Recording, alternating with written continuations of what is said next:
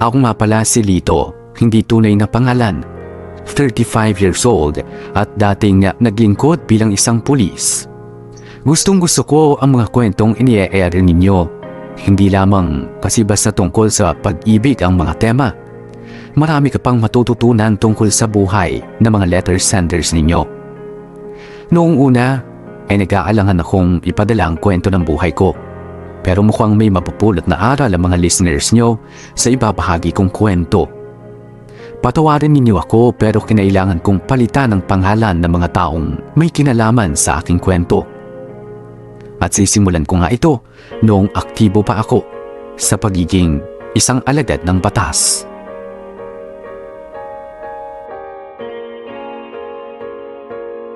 Mahal?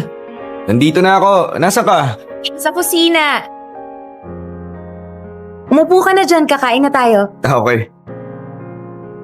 Mauna na akong kumain ha. Nagugutom na ako eh. Sige lang, matatapos ko na tong niluluto ko. May ulam na dyan sa lamesa. Ang bango ng ulam ah! O ayan, kumain ka na. Pero mas mabango yung asawa ko. Ano ka ba, Lito? Mamaya dumating yung mga anak mo dyan eh. Ay, ano naman ngayon? Nagtatanong ka pa. Ikaw ha, yung kapilyuhan mo.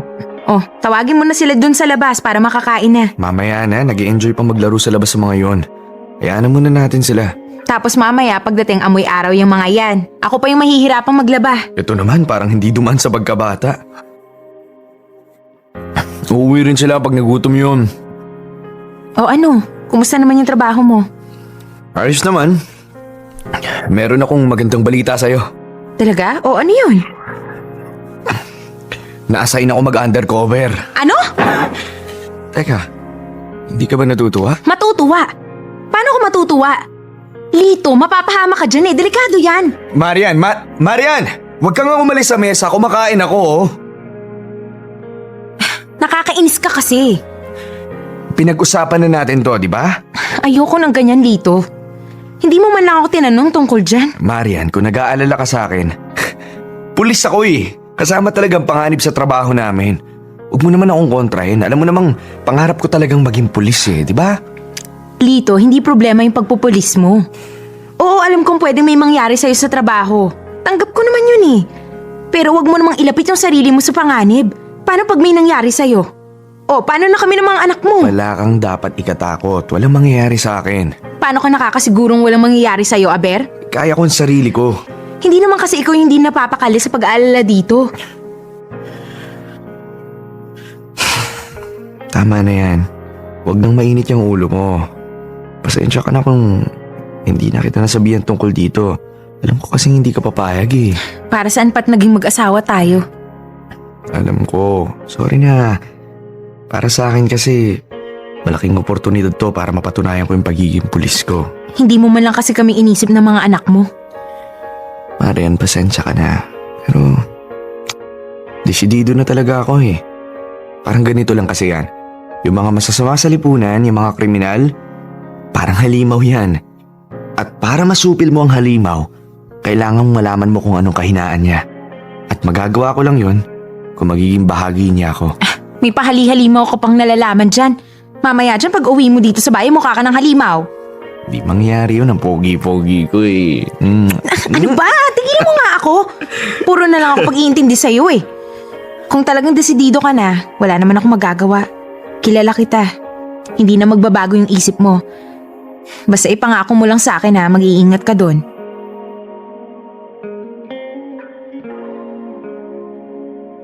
Tinanggap ko ang pagiging undercover agent dahil para sa akin ay isa itong malaking pribilehyo. Aaminin kong nagsimula ang pangarap kong maging pulis noong bata pa ako dahil sa kakapanood ko ng mga pelikula ni na FPJ. At magmula noon ay pinangako ko nga sa sarili ko na tutulong ako para maubos na ang mga kriminal sa lipunan. Nakapasok ako sa isang grupo ng mga holdapper at Jerry ang ibinigay kong pangalan sa kanila.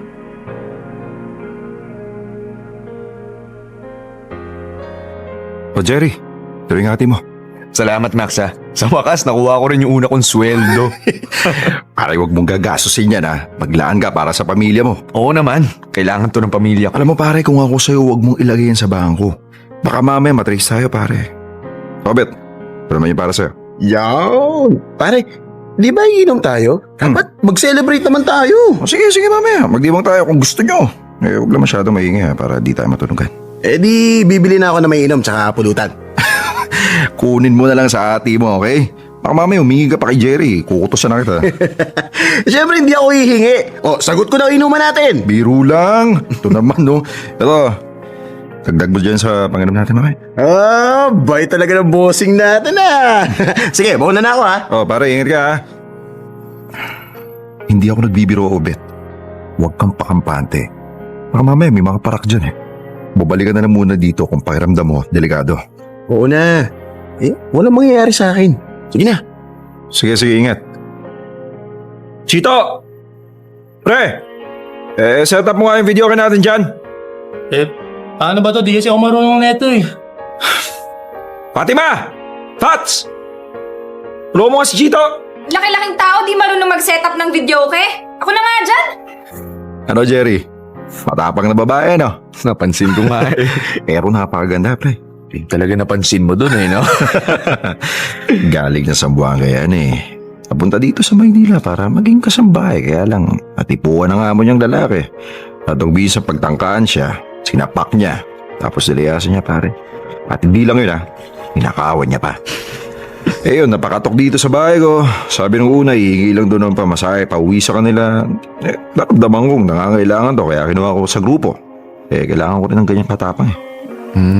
Si Obet naman. Para yan si Obet naman, pinsan ng kapitbahay ng asawa ko. Nangangailangan ng pera yan kasi yung nanay niya may malubang sakit. Pero mga panahon na yun, pare, binubuo ko pa yung grupo eh. Kailangan ko ng mga tao kaya sinama ko na. Etong si Chito, ano namang kwento ng buhay niya? Ano yung si Chito, pare? Hanggang grade 1 lang natapos niya, pare. Siguro sa hirap na rin ng buhay, hindi na naituloy ng magulang niya yung pag-aaral niya. Binubugbog din ng tatay niya nung bata pa siya eh. Ano ba, sinasabihan pa ng mga tao sa amin na bobo. Kaya, alam mo na, naawa din ako dyan. Ganun pala. Oo. Pero, pre, isa sa mga pinakamaasahan dyan si Chito. Loyal sa akin yan, pre. Ang nakakabilib pa dyan, magaling humawak ng baril yan. Talaga? Oo. Minsan nga, maghihilera ako ng mga lata dito para pakitaan ka niyan. Ba, gusto ko makita yun ha? Di ba magaling ka rin sa baril? Gumagawa kasi dati yung tatay ko ng baril, kaya kahit papano, medyo marunong naman. Medyo kinakalawang na nga lang rin. Yan talaga kasi yung mga kailangan ko, pare. Di mo rin masabi, di ba? Pag nagka-trouble, dapat maunahan natin yung mga parak. Sabi naman sa akin ni Obet, magaling ka raw magplano. Kaya wala pa raw kayo nakaka-enkwentro ng mga pulis. Pare, pinagpaplanuhan ko talaga kasi yan eh. Alam na, mahirap na. Ikaw, Max, ano naman ang kwento mo? Ba't ka napunta sa ganitong trabaho? Sundalo ako dati, pare. Ano lang naman. Pakiramdam ko, hindi na sapat yung natatanggap kong ganung sahod sa pagsusundalo ko. Kaya nagbubuwis ka ng buhay para sa bansa mo tapos kakarampot lang yung makukuha mo. Hindi naman tama yun, pare. Kaya itong ginagawa ko, parang pagre-rebelde ko na rin sa sistema. Naiintindihan ko.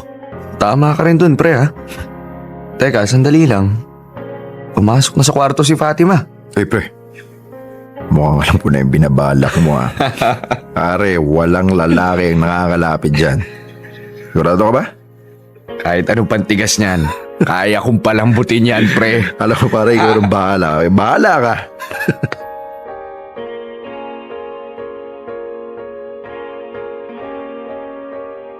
Anong ginagawa mo dito? Chine-check ko lang kung okay ka. Wala kang dapat i-check dito ah. Ano sinara yung pinto? Init-init eh. Buksan mo nga. Tama. Mainit na nga dito. Yun naman pala eh. Di buksan. Jerry, ano ba? Bitawan mo nga ako? Ang sungit-sungit mo naman. Bastos! Kang umarte dyan. Kitang-kita. Gusto mo rin yung ginawa ko sa'yo. Ang kapal din naman ng mukha.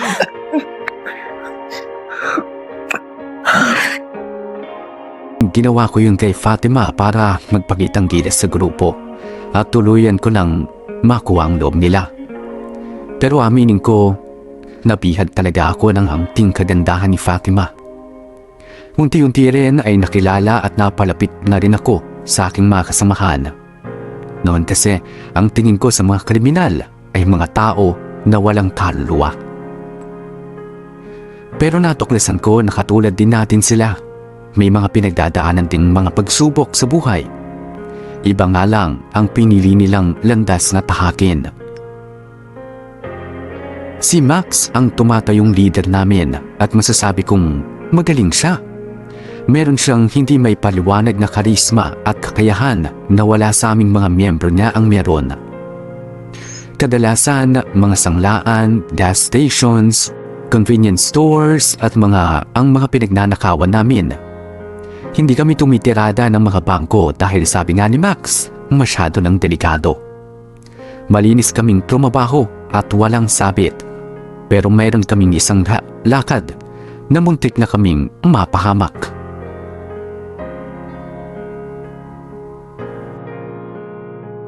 Buisit!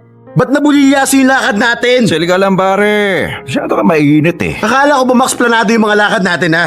Bakit parang alam ng mga pulis na uhold upin natin yung gasolinahan? Pinahon ka nga muna pare. Huwag muna tayo. Masyadong mainit ang ulo ng kumpare natin eh. Pare, pasensya ka na. Isayang kasi yun eh. Chito, kuha mo nga muna kami ng tubig. Sandali lang kuya. Isa ka pa Chito eh. Ang bagal-bagal mo kunin yung pera. Bigla nga kasi nagsidatihan yung mga pulis. Alam mo, hindi ko alam kung bakit ang kalma-kalma ninyo eh. Hindi na nga natin nakuha yung pera. Eto na nga pare. Pag-uusapan na nga natin para hindi na ulit mangyari to. O ano ba yon, paring Max? Parang Jerry, siguradong may nag-tip sa mga pulis na kuhold upin natin yung gas station na yun eh. Lias dito sa atin pare. Pare, wala naman siguro. Meron Jerry. Yun na nga yung masakit eh. Malalaman mo na kung sino. Chito! Anak ng toko! Ba't bigla? Ba't pinatay mo si Obit? Kasi pare, siya yung ahas sa grupo natin. Ganun lang kasimple. Oh, namumutla ka dyan. Yung wala ba nakakita ng pinatay? Pare naman biniglaan nyo naman kasi ako. Sigurado ka ba ron? Jerry, hindi ko to gagawin kay Obet kung hindi ako sigurado, okay? Meron akong pruweba. Ano yun? Naghihinala na kasi tong si Max na may kasama tayong traidor sa grupo eh. Kaya nautusan niya akong alamin kung sino. Ito yung pruweba. Nasa cellphone niya. Tignan mo. Mukhang meron siyang tinitip na hold upin natin yung gas station. Oo nga na. Mukhang may ka-text nga siyang pulis. Sige na babe. Papahinga na ako. Namumutla ka. Okay ka lang? Ayos lang. Nabigla lang ako sa nangyari. Sige na, pahinga ka na. Ibang klase talaga yung kabay ni Chito pagdating sa baril. Bullseye! Oo nga eh. Chito!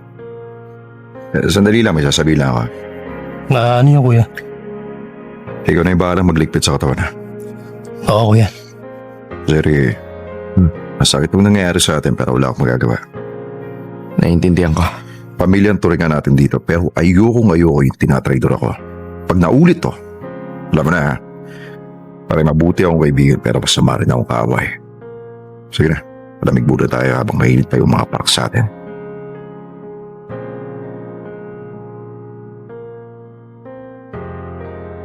Hindi ko maipaliwanag ang naramdaman kong takot noong mga oras na yun.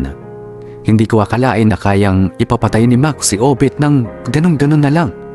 At nagulat ako sa angking galing ni Chito sa paghawak ng baril. Ang akala ko, parang bata lang si Chito na sunod-sunuran kay Max. Pero delikado pala siyang kasama. Lahat ay makakaya niyang gawin, basta iutos ni Max. Ako talaga ang nag-tip sa mga pulis na uhold upin namin ng gasolinhan. Pero salamat sa natuklasan ni Fatima. Napunta kay Obit ang paghihinala ni Max. Dito na ako nagising sa katotohanan na hindi ito biro. Hindi ito katulad sa mga napapanood natin sa mga action movies. Totoong nasa panganib na ang buhay ko.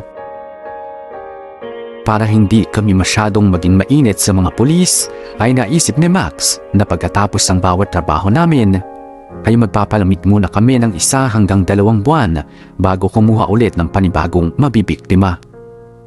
Pumupunta na rin kami at palipat-lipat sa iba't ibang mga probinsya para malito ang mga otoridad. Nang dahil dito ay hindi na ako masyadong nakakauwi pa sa aking pamilya. Aminin ko, hindi ko na napapansing niyakap ko na nga ang pagiging kriminal ko.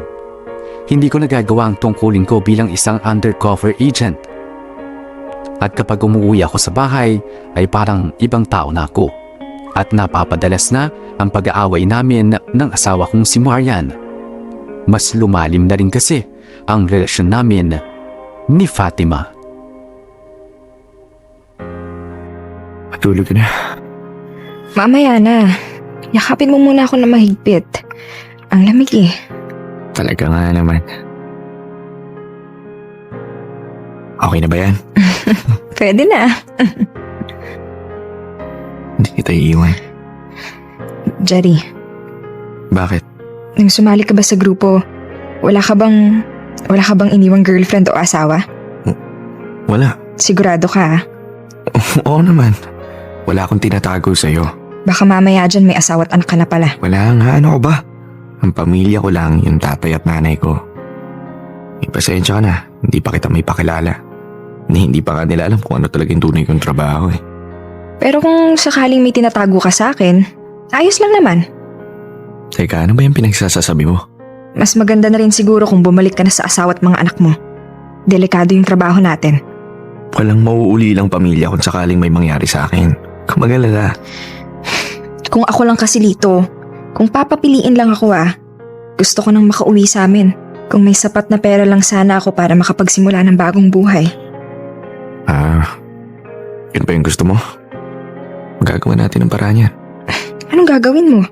Huwag mong sasabihing babanggain mo si Max. Wala akong gagawin ng ganon. Nung hati ko kasi sa mga ninakaw natin, hindi ko pa masyado nagagalaw. Pwede namang ibigay ko na lang sa'yo yun. Paano ka? Okay lang sa akin yun. Siguro naman, papakiusapan natin si Max na kakalas ka na sa grupo kasi gusto mo ng tahimik na buhay. Mahirap kasing basahin yung iniisip ni Max eh. Basta huwag ka na masyado mag-isip. Ako na bahala. Mahal na mahal kita, Jerry. Pero kung kailangan nating maghiwalay, kung may nasasaktan na tayo, iwanan mo na ako. Wala tayong nasasaktan. Mahal na mahal din kita. Kailang iwanan. Nasaan na ba yun? Wisit, dito ko lang nilagay yun eh. Ito ba yung hinahanap mo? Ba't nasa iyo to? Pinakikialam mo ba yung gamit ko? May karapatan akong galawin yan dahil asawa mo ko. Sa akin pa rin yan. Ako lang ang magtatago niyan. Galing ba sa nako tong mga pera na to? Bakit ka nag-uwi ng ganyan sa bahay natin? Wala kang pakialam. Meron akong pakialam dahil pwede kaming mapahamak sa pera na yan. Tapos meron ka pang ka-textmate, ang pangalan Brando. Pero yung palitan nyo ng text, nag-I love youhan pa kayo sa isa't isa. Hayop ka Lito, nang bababae ka! Marian! Marian! Tumigil ka na! Sinabi na tumigil ka! Kahit kailan, hindi ako sinaktan ng asawa ko. Sorry, hindi ko sinasadya. Umalis ka na. Hindi ko ang asawa ko. Marian, patawarin mo ako. Bitiwan mo ako. Di ako bibitaw. Ako pa rin ang asawa mo. Patawarin mo ako. Hindi ko na alam kung ano nangyayari sa akin eh. Ang sabi mo lang sa akin, magiging bahagi ka lang ng halimaw. Pag uwi mo dito sa bahay ko, mismo yung halimaw eh. Babawi ako sa'yo. Babawi ako sa mga anak natin. Ititigil ko na to. Sabi ko na nga ba eh. Walang ibubungang maganda yung pag-undercover mo. Aalis na ako sa ganitong trabaho. Pero meron muna akong kailangan gawin. Pupuntahan mo yung babae mo? Makikipaghiwalay ako sa kanya. Pero kailangan ko pa rin siya matulungan na makaalis sa grupo. Ginising ako ng asawa kong si Marian sa mapait na katotohanan. Katotohanan na naging bahagi na ako ng halimaw para masupili siya. Pero hindi ko na napapansing ako na mismo ang halimaw na yon na dati kong kinasusuklaman.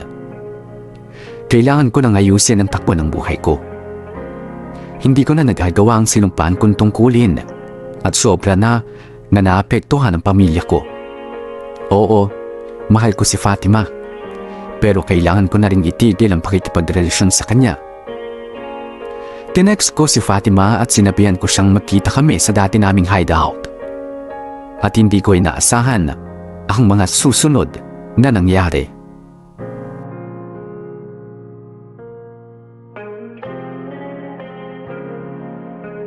Fats, dito! Jerry! Bilisan natin, di tayo pwede magtagal dito. Ba't nagmamadali ka? Ito na yung party ko. Sa'yo na yan para makauwi ka na sa Hindi ko inyo. na kailangan yan. Lito, wag ka nang babalik sa grupo. Naghihinala na si Max sa'yo. Sandali, ano mo, nalamang...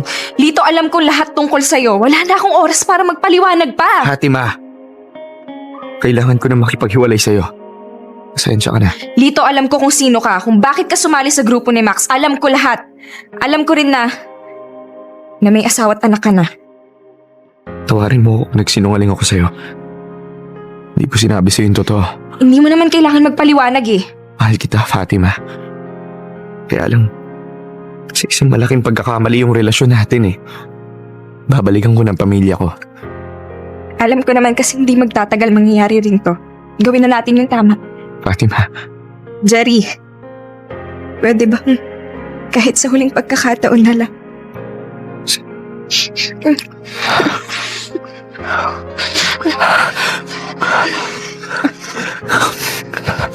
mag-iingat ka. Malay natin baka magkita pa tayo. Pero hindi na dapat. Sige na, umalis ka na. Lito, tinamaan ka ba? Ayos lang ako. Malala ba yung tama mo? Kaya ko pang kitagbarilan.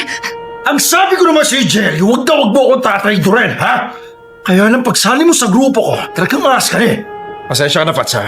Pero isa ka ring traidor eh, ha? Dito, huwag mong titigilan yung mga yan, ha? Oo yan. Fats, coveran mo ako! Sige, Patay ka sa akin, Sito! Chito!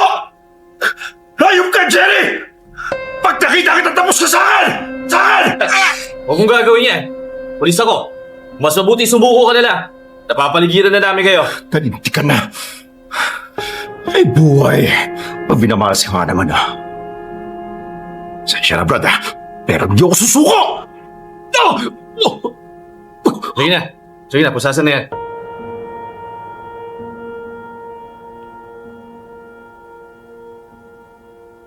Fats! Halika na. Okay na. Nandito na yung mga pulis. aray, Sorry. Ayos ka lang? kaya naman. Romy, pare! Salamat ha! Brad, dyan ka lang. Kami lalapit sa inyo. Pare, baka hindi mo ako nakikilala. Si Lito to, kasamahan nyo. Sinabing dyan lang kayo eh. Pare, ano bang...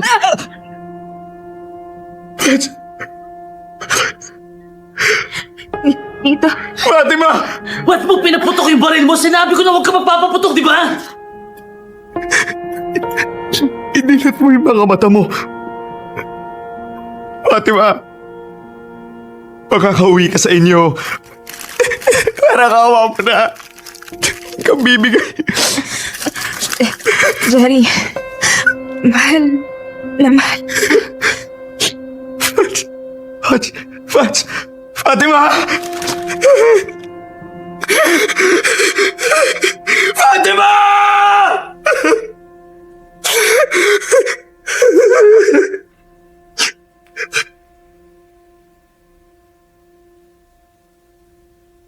Namatay si Fatima dahil nasaktuhan ng tama ng bala malapit sa kanyang puso. Sinugod ko ang pulis na nagpaputok ng baril pero pinigilan ako ni na Romy at pinosasan. Hindi na nila ako nakilala dahil ibang-iba na rin ang itsura ko noong mga panahon na yun. Itinulong nila ako ng mga 3 araw hanggang sa ma-verify na kung sino talaga ako at saka lang nila ako pinawalan. Hindi rin nagtagal ay nakabalik din ako sa serbisyo.